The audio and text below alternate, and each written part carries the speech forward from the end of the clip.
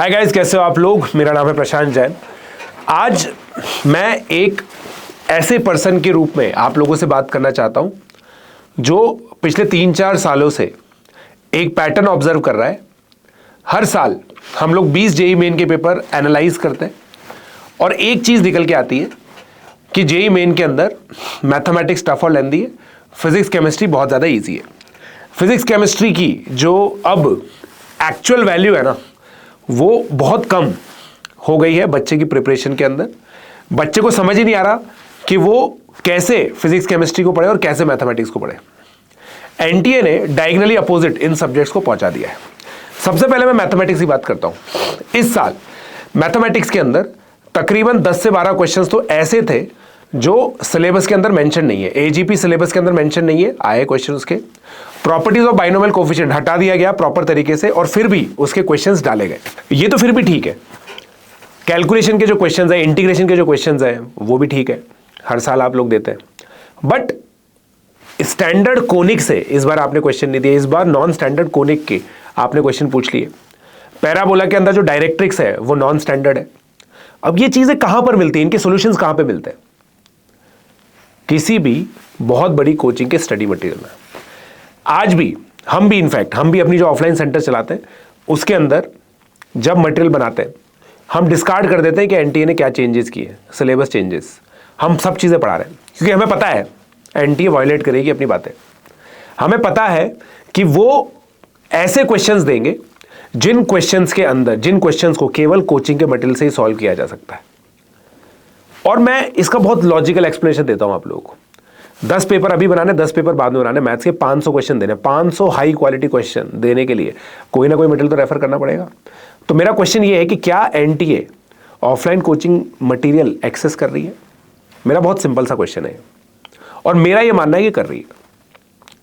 मैं आपको बता रहा हूं दोस्तों, मेरा एक स्टूडेंट 295 मार्क्स लेकर के आ रहा है। एक स्टूडेंट है जो चैलेंज के बाद 300 क्लेम कर रहा है। तो मैं तो खुश हूं, मेरे को तो बहुत ज्यादा खुश होना चाहिए। मगर इन दो बच्चों के साथ साथ मेरे पास ऐसे बहुत सारे बच्चों के मैसेजेस हैं जो ये कहते हैं कि सर मैथमेटिक्स के अंदर वो चीजें आ रही हैं जो हमने बिल्कुल कभी नहीं पढ़ी, हमने कभी देखी भी नहीं है सर इस तरह की चीजें। इसके लिए सर हम कैसे प्रिपेयर करें? क्या कोई बच्चा जो किसी अच्छी बड़ी कोचिंग के अंदर लाख, 1.5 लाख, 5 लाख रुपए खर्च करके नहीं जा सकता, क्या सर वो इस एग्जाम के लिए नहीं प्रिपेयर कर सकता है? क्या उस बच्चे की 100 परसेंटाइल नहीं आ सकती है? क्योंकि 100 परसेंटाइल पर, 99.99 प्लस परसेंटाइल पर तो ऐसी कोचिंग्स का हक है जो बहुत टाइम से बच्चों को पढ़ा रही है, जो बहुत इंटेंसिव चीजें पढ़ा रही है। और उन्हीं के मटेरियल में से कैसे पेपर आ जाता है भाई यार, ये तो मतलब बिल्कुल गजब बात है। और सबका मटेरियल सेम ही है, सबका मटेरियल सेम है, उन्हीं मटेरियल में से कैसे क्वेश्चन आ रहे हैं? सीधे सीधे मटेरियल में से उठ के क्वेश्चन आते हैं। काफ़ी सारे क्वेश्चन लोग वीडियोस भी बनाते हैं कि ये मैच कर रहा है, देखो हमारे मटेरियल से ये मटेरियल से मैच कर रहा है। ऐसा क्यों होता है? और जेईई एडवांस में ऐसा क्यों नहीं होता है? जेईई एडवांस में कभी भी इस तरह के क्वेश्चन हमें नहीं मिलते हैं। तो यहां पे दोस्तों मेरा ये मानना है कि फंडामेंटली एनटीए को चीज़ें चेंज करनी पड़ेगी, खासकर मैथमेटिक्स के अंदर। आप मैथमेटिक्स में जिस लेवल का पेपर पूछ रहे हो ये बहुत ज़्यादा टफ है, बच्चों को डिमोरलाइज करता है। अगर आपका यही एम है कि बच्चों को डिमोरलाइज करना है, बच्चों को डिमोटिवेट करना है, बच्चों को ये चीज़ बतानी कि भाई मैथमेटिक्स तो छोड़ दो, हम लोग लाइव सॉल्व करते हैं, बच्चे बोलते हैं कि सर मैथमेटिक्स तो हटाओ, फिजिक्स केमिस्ट्री लेके आओ। और या फिर आप फिजिक्स केमिस्ट्री को भी उसी जगह ले आओ ताकि बच्चे उस हिसाब से प्रिपेयर तो करें। बच्चे फिजिक्स केमिस्ट्री को भी उस रिगर से देखें। मैथमेटिक्स को डायगोनली अपोजिट कर दिया आप लोगों ने और बच्चा बिल्कुल भी ये सोच नहीं पा रहा है कि सर एनसीईआरटी से पढ़े। एनसीईआरटी से तो बिल्कुल भी मैप नहीं है इस पेपर। एनसीईआरटी कहां पर है मैथमेटिक्स की, और यहां पे जो पेपर आ रहा है वो कहां पर है? बहुत ही ज़्यादा डिफिकल्ट पेपर आता है, बहुत ज़्यादा लेंथी पेपर आता है, कैलकुलेशन बहुत ज़्यादा अजीब सी आती है। वेक्टर्स के जो क्वेश्चंस आते हैं वो बहुत ही पर्टिकुलर प्रॉपर्टी के।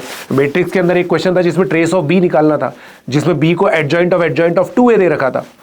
तो इसमें एक बहुत इंपॉर्टेंट प्रॉपर्टी होती है जो ऑफलाइन कोचिंग के अंदर पढ़ाई जाती है, उस प्रॉपर्टी से डायरेक्टली हो रहा था। मगर कितने लोगों को ये प्रॉपर्टी पता है? ज्योमेट्री के 3-4 सवाल आपने दे दिए।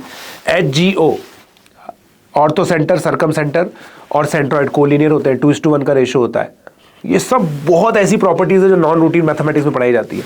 मैं मानता हूँ क्लासेस के अंदर भी पढ़ाई जाती है, यूट्यूब में भी पढ़ाई जाती है, बट आप इन्हीं से बहुत सारे क्वेश्चन पूछ रहे हो। एनसीईआरटी में तो बहुत सारी अच्छी अच्छी चीजें, उन पर अच्छे अच्छे क्वेश्चन पूछ सकते हो। अगर केवल ये भी होता ना कि एनसीईआरटी के क्वेश्चंस, एनसीईआरटी लेवल के जो क्वेश्चंस होते हैं उसमें ज्यादा कैलकुलेशन दे देते, थोड़ा डिफिकल्ट कैलकुलेशन दे देते, तो बच्चा फाइट तो मारता।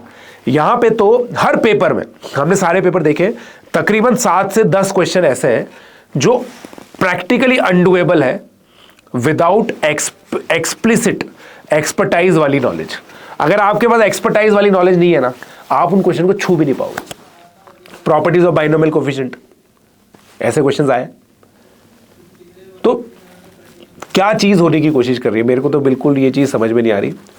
मैं इन 2 बच्चों के लिए खुश हूं जिनके 295 300 मार्क्स आ रहे हैं, या उन सैकड़ों बच्चों के लिए दुख मनाऊं जिन बच्चों को, जो बच्चे इतना स्ट्रगल कर रहे हैं। और इनमें से बहुत सारे बच्चों की तो गलती भी नहीं है, वो सही में पढ़ना चाहते हैं और उन्होंने पढ़ा भी है, उनके मार्क्स में अच्छे नंबर भी आए, मगर जब फाइनल पेपर आया तो उन सब बच्चों के 50 नंबर 100 नंबर ऐसे कम हो गए। 200 से ऊपर जो बच्चा स्कोर कर रहा था वो 110 120 130 पर आ गया, because of this randomness in paper pattern. तो मेरा एक ही रिक्वेस्ट है, आप लोगों से भी रिक्वेस्ट है दोस्तों, कि this should be addressed. I don't know the solution. आप लोग सोल्यूशन सजेस्ट कर सकते हैं कमेंट सेक्शन में, मुझे सोल्यूशन नहीं पता। बट अगर ऐसे ही एक्सपर्टाइज वाले पेपर आने हैं जिसमें कुछ स्पेशलाइज्ड नॉलेज आपको चाहिए, कोई स्पेशलाइज्ड कंटेंट आपको पढ़ना पड़ेगा जो बहुत ज़्यादा प्रोप्राइटराइज्ड है ना, जो बहुत ही कम बच्चों के पास है, then it's not fair, it's not democratic. ठीक है, मैं खुद बहुत, दोस्तों ये वीडियो मैं बना रहा हूँ, सोच के देखो, मैं खुद ऐसा कंटेंट बच्चों को देता हूँ, हमारी प्लस क्लासेस के अंदर मैं देता हूँ, ऑफलाइन के अंदर हम लोग देते हैं, हम लोग इसके बेनिफिशियरी हैं, हम तो खुद कह रहे हैं, मगर ये ब्रॉडर ऑडियंस के लिए, जो ब्रॉडर बच्चे हैं ना, उनके लिए इनजस्टिस है। This is all I wanted to say. If you like it, if you understand it, what I am trying to say, please comment your suggestions. Let's crack it.